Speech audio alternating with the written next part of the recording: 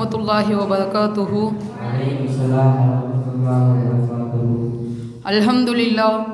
அல்ஹம்துலில்லாஹி ரப்பில் ஆலமீன் வல் ஆகிபத்து லில் முத்தகீன். அஸ்ஸலாத்து வஸ்ஸலாமு அலா ரசூலிஹில் கரீம். அம்மா பஅத். ஃபகத் கால அல்லாஹு தஆலா ஃபி ஷானி ஹபீபிஹி தஅலீமா வ தக்ரீமா வ இஹ்பீரா வ அமீரா. இன்னல்லாஹு வ மலாயிகத்துஹு யுஸல்லூன அலன் நபி யா அய்யுஹல்லதீன ஆமனூ ஸல்லூ அலைஹி வ ஸல்லிமு தஸ்லீமா. அல்லாஹும்ம ஸல்லி அலா சய்யிதினா முஹம்மதின் வ அலா அலி சய்யிதினா முஹம்மதின் வ பாரிக் வ ஸல்லிம் அலைஹி. புகழும் புகழ்ச்சியும் 7 வானங்களையும் 7 பூமிகளையும் படைத்து பரிபாலிக்கக்கூடிய ஏக இறைவன் அல்லாஹ்வுக்கே உரித்தாகட்டுமாக. அவனுடைய சாந்தியும் சமாதானமும் மக்கத்து கோமான் மதீனத்து சீமான் ரசூலே கரீம் ஸல்லல்லாஹு அலைஹி வஸல்லம் அவர்கள் மீதும் அவர்களை சற்றும் தவறாமல் பின்பற்றி வாழ்ந்து மறைந்த உத்தம சத்திய சஹாபாக்கள், தாபீன்கள், தப தாபீன்கள், நாதாக்கள், ஷோதாக்கள், வலிமார்கள், நல்லோர்கள், மேலும் இந்த மஜ்லிஸில் அமர்ந்திருக்கும் நம்மின் மீதும் நம்மை சார்ந்தவர்கள் மீதும் குன்றாமல் நிலவட்டுமாக. இந்த உலகத்தில் இல்ம் என்பது மற்றவங்களுக்கு போய் சேருது அப்படின்னா அதுக்கு முக்கியமான காரணம் ஆசிரியராகத்தான் இருப்பாங்க. இப்போ நமக்கு கற்றுக்கொண்டிருக்க இந்த மார்க்க கல்வி கூட ஒரு ஆசிரியர் மூலமாக தான் நமக்கு கிடச்சிச்சு. ரசூலுல்லாஹி ஸல்லல்லாஹு அலைஹி வஸல்லம் அவர்கள் ஒரு ஹதீஸில் சொல்லுவாங்க,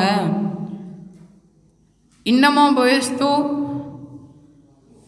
போயஸ்தோ முஅல்லிம், நான் உங்களுக்கு கற்றுக் கொடுக்கும் ஆசிரியராக தான் அனுப்பப்பட்டிருக்கிறேன் என்று ரசூலுல்லாஹி ஸல்லல்லாஹு அலைஹி வஸல்லம் அவர்கள் சொல்லுவார்கள். மற்றொரு ஹதீஸில் ரசூலுல்லாஹ் சொல்லுவாங்க, ஒரு ஆலிமுக்கும் ஒரு ஆபிதுக்கும் உள்ள வேறுபாட்டை பற்றி ரசூலுல்லாஹ் சொல்லுவாங்க. ஒரு ஆலிம் என்பவர் ஒரு ஆபிதை விட சிறந்தவர். உங்களில் மிகவும் தாழ்ந்தவரை விட நான் எப்படி சிறந்தவனோ அதை போன்று ஒரு ஆபிதை விட ஒரு ஆலிம் சிறந்தவன் அப்படின்னு ரசூலுல்லாஹ் அவங்களுடைய ஹதீஸில் கூறுவாங்க. ரசூலுல்லாஹ் ஆலிமையும் ஆபிதையும் வேறுபடுத்தி அவங்க ஹதீஸில் கூறுவாங்க. அதே போன்று ஆபிதையும் ஆலிமையும் வேறுபடுத்தி ஒரு சின்ன சம்பவம் சொல்லிக்கிறேன். ஒரு மனிதர் நல்ல வணக்கசாலியாக இருக்காது, ஆபிதாக இருக்காது. அவர் வசிக்கும் ஊரை விட்டு வெளியே இருக்க குகையில் போய் அல்லாஹ் வணங்குறாங்க, அல்லாஹ் திக்ர் செய்கிறாங்க, எல்லாம் செய்கிறாங்க. அப்போ அந்த குகைக்கு ஷைத்தான் அவர்கிட்ட சொல்கிறான், நான் தான் ஜிப்ரீல் அலைஹிஸ்ஸலாம் வந்திருக்கேன் அப்படின்னு ஷைத்தான் அந்த ஆபிதிட்ட சொல்கிறான். அந்த ஆபிதும் பார்க்கறாரு. அந்த ஷைத்தான் சொல்கிறான், நீங்கள் செய்கிற அமல்லாம் அல்லாவுக்கு ரொம்ப பிடிச்சி போய் அல்லாஹ் உங்களை பார்க்கணுன்னு மேராஜ் பயணத்துக்கு அழைச்சான் அப்படின்னு அந்த ஷைத்தான் அந்த ஆபிதிட்ட சொல்கிறான். அவனும் அப்படியா அப்படின்னு ஆச்சரியமாக பார்க்கறாரு. அப்போ ஷைத்தான் ஒரு கழுதையை காட்டி இந்த புறாக்கில் ஏறி செல்லுங்க அப்படின்றாரு.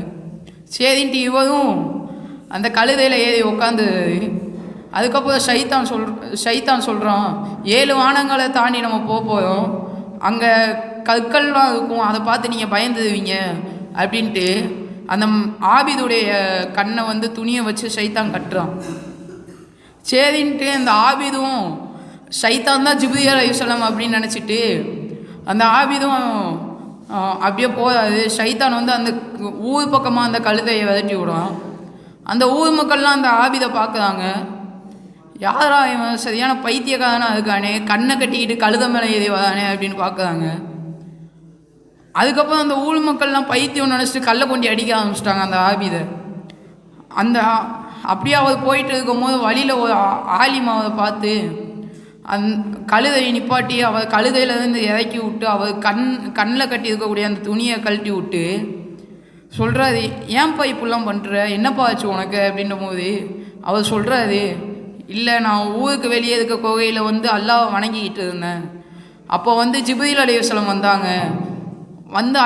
அல்லாஹ் நான் செய்கிற அமல்லாம் அல்லாஹ்வுக்கு ரொம்ப பிடிச்சி போய் அல்லாஹ் என்னை பார்க்கணுன்னு மேராஜுக்கு அழைச்சான் அப்படின்னு அந்த ஜிப்ரீல் அலைஹிஸ்ஸலாம் என்கிட்ட சொல்லிட்டு புறாக்கண்டு இந்த கழுதையில் உட்கார வச்சு என்னை அமுச்சு விட்டாங்க அப்படின்றது.